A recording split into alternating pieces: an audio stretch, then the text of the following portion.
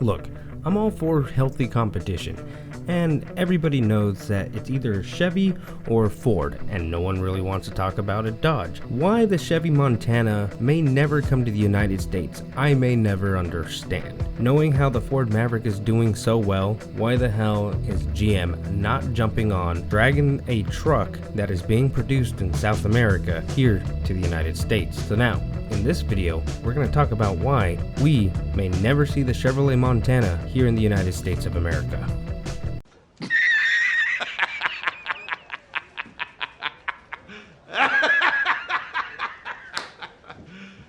You serious?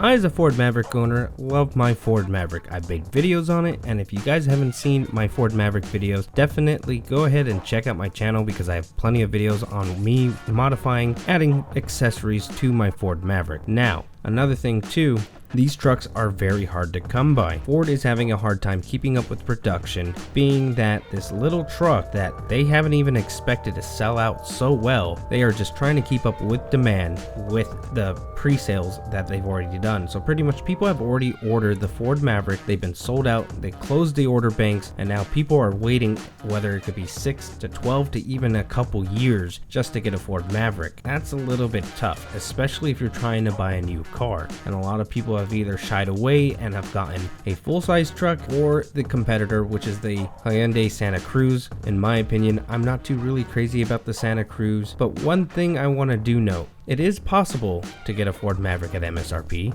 even though that some of these dealerships are just asking astronomical prices for these Ford Mavericks. If you are curious, I actually got a second one for my father here, so definitely hit that subscribe button, that bell notification, and don't forget to hit the like because it's obviously free to like the video and that really helps this channel out. So I appreciate you guys if you guys could give a like on this channel. Going back to the Chevrolet Montana, why isn't it here in the United States?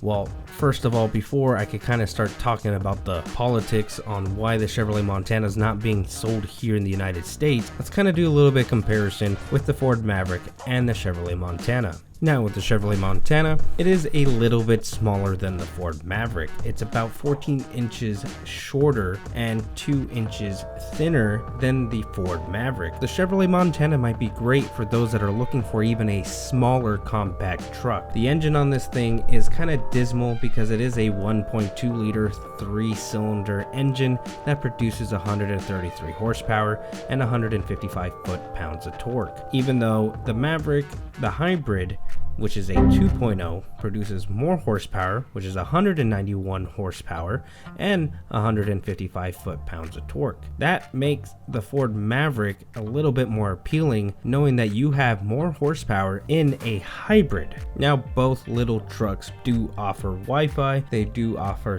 safety features. Obviously, with everything nowadays, they have airbags, parking sensors, and blind spot warning systems. But the only difference between the Chevrolet Montana and the Ford Maverick is that the Chevrolet Montana, you have that OnStar system from GM. Just like how Ford came out with their packaging with the XL, XLT, and Lariat models of the Ford Maverick, the Chevrolet Montana only comes in 2 trims, and that's going to be your LTZ and your Premier. These are the same trims that GM has used throughout their vehicle lineup. Now let's talk about price. The Chevrolet Montana is actually a little bit more than the Ford Maverick, starting at $25,000, when in 2023 the Ford Maverick is actually about $23,000. And lastly, let's talk about the beds on these things. They are very small because these are compact trucks after all. The Ford Maverick's bed is actually a little bit bigger because the Chevrolet Montana's bed is about 31 cubic feet. However, that is actually bigger than the Hyundai Santa Cruz's bed, which boasts a 27 cubic feet area of cargo space. So now you know that these trucks are very similar when it comes to size, cargo space, and just in looks. These, what I like to call, these are trucky looking cars, even though the Chevrolet Montana kind of leans more for that SUV look, because as you can tell, it does look more like a Trailblazer in the front of this truck rather than say a Silverado or just something unique in general. And this goes the same for the Hyundai Santa Cruz, where it just looks like a chopped up Santa Fe. getting to the real reason why the Chevrolet Montana may never come to the United States might just have to really do with geopolitics. According to topspeed.com, pulled up an article and they were talking about CAFE, which stands for the Corporate Average Fuel Economy, which was passed in 1975, was to help improve fuel efficiency here in the United States, and it was a law mandating automakers to meet those fuel efficiency mandates. You would think that a small truck kind of like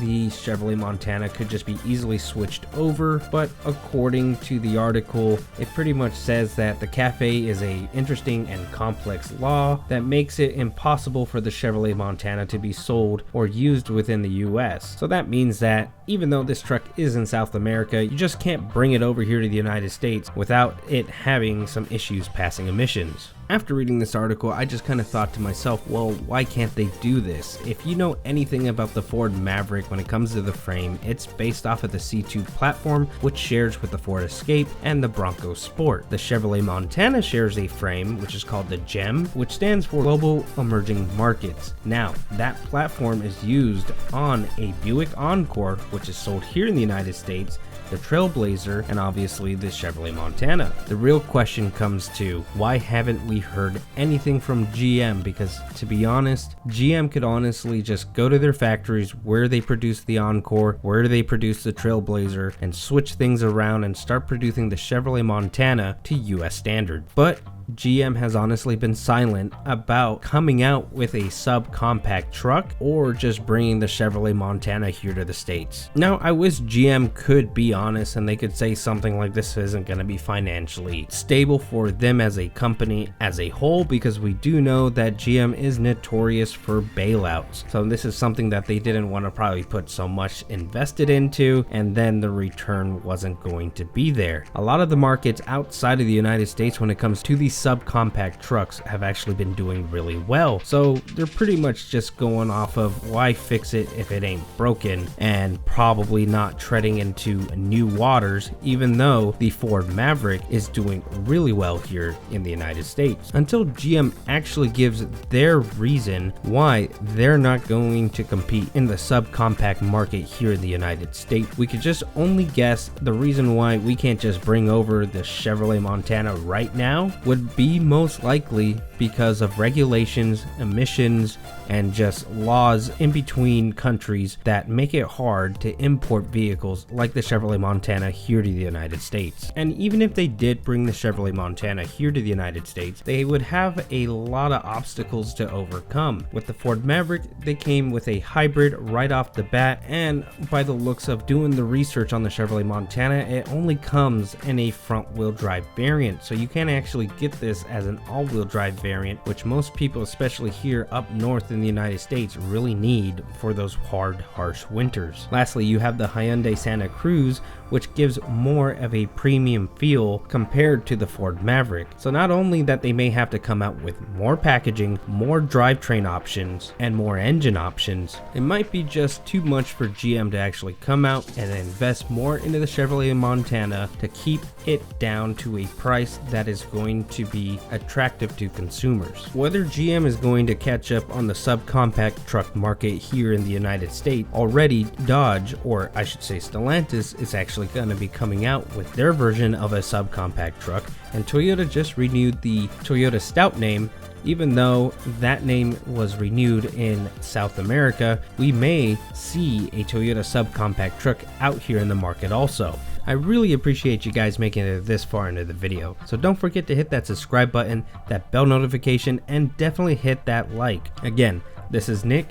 My name is Mechanic Built. I really said that backwards. Let me try this again. This is Mechanic Built, and my name is Nick, and I hope you guys enjoyed this video. Definitely comment below what you think about the Chevrolet Montana, or if you think GM should just stay away from it, because I do know that, reliability issues with these little turbo engines that GM always comes out, they're not always the greatest. Or do you really want to see more competition like I do, comparing more against the Ford Maverick? Again, hope you guys enjoyed the video, and I'll see you guys next time.